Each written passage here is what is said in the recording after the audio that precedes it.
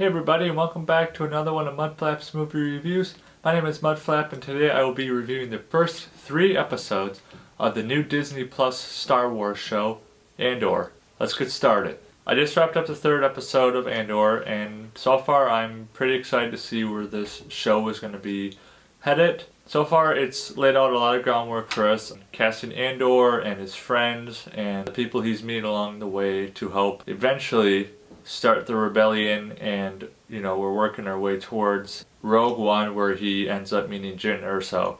But for right now, our timeline is the year BBY 5, which takes place 5 years before Rogue One and A New Hope. BBY stands for Before the Battle of Yavin, or also known as the year the Death Star blew up. This period of time is also when the show Star Wars Rebels takes place, so there is a lot going on right now in the Star Wars universe. The main thing is the Empire is really powerful at this point. They're stepping on the throats of tons of citizens. People are getting killed left and right and hanged for all sorts of things. Small things, big things, it doesn't matter. Anybody who speaks out against the Empire and is not on the Empire side, and if they don't respect local law enforcement, they're pretty much dead. So pretty much most people in these shows are just going about their normal lives and normal business. They don't want to raise any red flags. They just want to live their life in peace as best they can.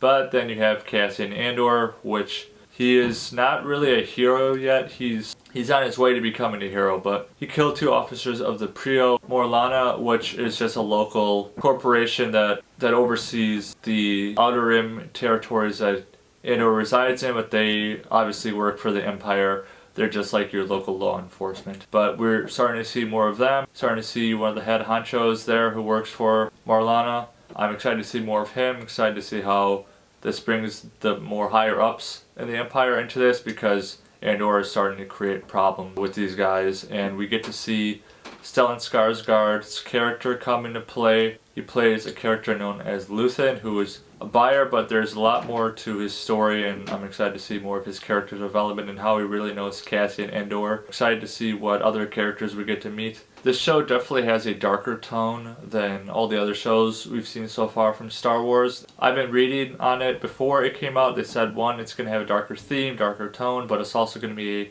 more mature Star Wars, which I think by mature they mean more like mature content, like politics and darker stuff. Lots of death and lots of control. But I'm excited to see what they mean by a darker tone, because so far, yeah, it's definitely a scary time to be anybody who's not on the side of the Empire. I'm excited to see Andor just take on the Empire and start to build up a reputation and a name for himself, because right now he's basically a nobody. He's known around the area, local area, but not big picture yet. It's also pretty cool. We get to see backstory to his childhood. That harken back to Rogue One is he talks about him being in this battle with the Empire since he was 6.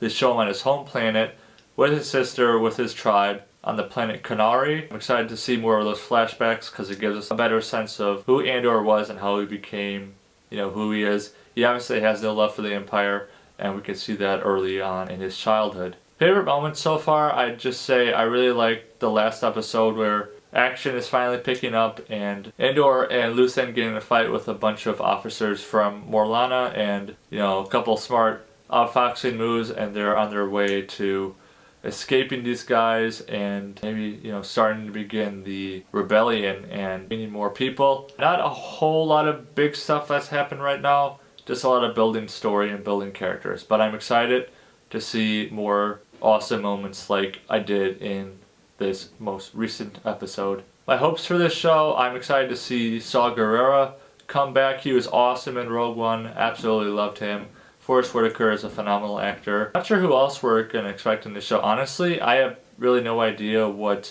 really cool cameos could show up in this show.